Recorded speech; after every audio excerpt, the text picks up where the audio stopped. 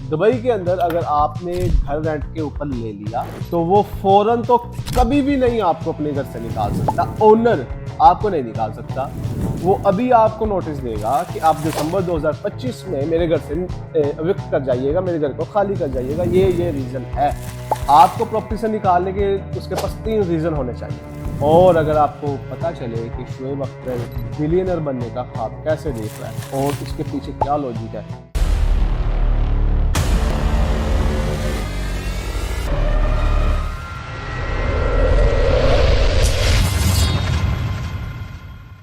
बिस्मिल्लाहिर्रहमानिर्रहीम, अस्सलाम वालेकुम। मैं हूं औरंगजेब अली बाबर, आपका रियल एस्टेट कंसल्टेंट, एजेंट नहीं हूं मैं। तो सबसे पहले ये मेरा ब्रोकर कार्ड है जिसके बगैर दुबई के अंदर रियल एस्टेट का काम करना इलीगल है। ये मेरा पाकिस्तान का नंबर है, ये मेरा यूएई का नंबर है और ये साथ साथ मेरी ईमेल है जो आपको फ़ायदा देगी किसी भी इंफॉर्मेशन के लिए या गाइडलाइन के लिए दुबई रियल एस्टेट के रिगार्डिंग। अच्छा जी, पाकिस्तान में क्या होता है कि जब आप कोई घर किराए के ऊपर लेते हैं तो आपको 2 महीने का एडवांस रेंट देना पड़ता है और जो होता है आपका मकान मालिक वो 1 डेढ़ महीना पहले आपको कहता है जी कि आपको ये मकान खाली करना पड़ेगा विदाउट एनी रीज़न। बस जब उसने कह दिया तो आपको खाली करना पड़ता है। तो फिर आपको जाके जो है वो आगे नया मकान ढूंढना पड़ता है।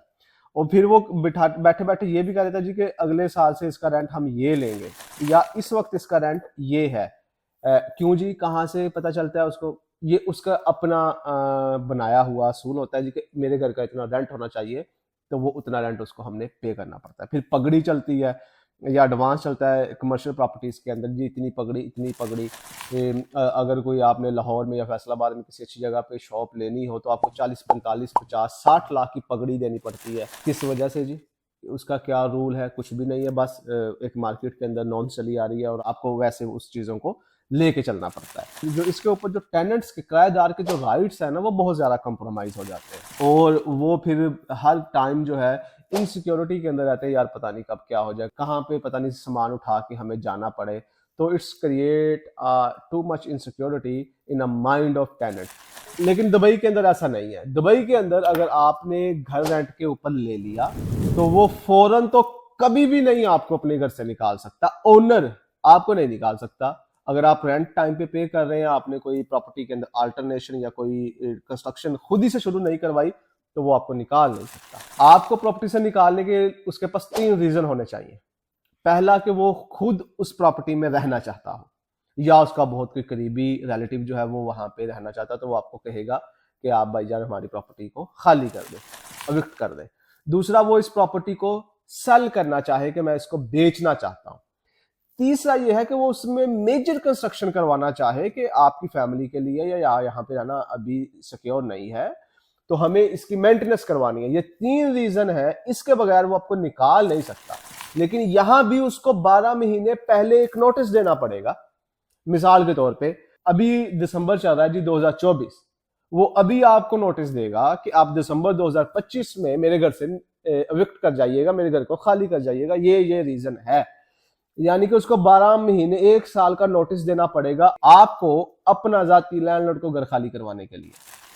तो इसके लिए आपके पास पूरा 1 साल का सुकून होता है, रिलैक्सेशन होती है, आपके राइट्स सिक्योर हो जाते हैं। जब भी कोई लैंडलॉर्ड आपको रेंट बढ़ाने की वजह से या किसी और धमकी की वजह से आपको कहे कि यहाँ से आपको एविक्ट करें, तो ऐसी कोई प्रॉब्लम नहीं है। ये टेनेंसी कॉन्ट्रैक्ट होता है, वो ये आपके सामने आ भी रहा होगा, वहाँ पे सारे के सारे राइट्स लिखे होते हैं।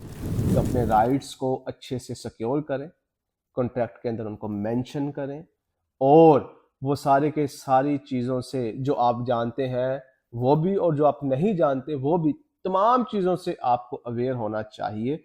और इसमें आपको हेल्प आउट करेगा आपका कंसल्टेंट, एजेंट नहीं। एजेंट को इन चीज़ों का पता ही नहीं होता। वो कहते हैं कि जल्दी जल्दी करें, कोई रूल्स एंड रेगुलेशंस का उनको बिल्कुल पता नहीं होता।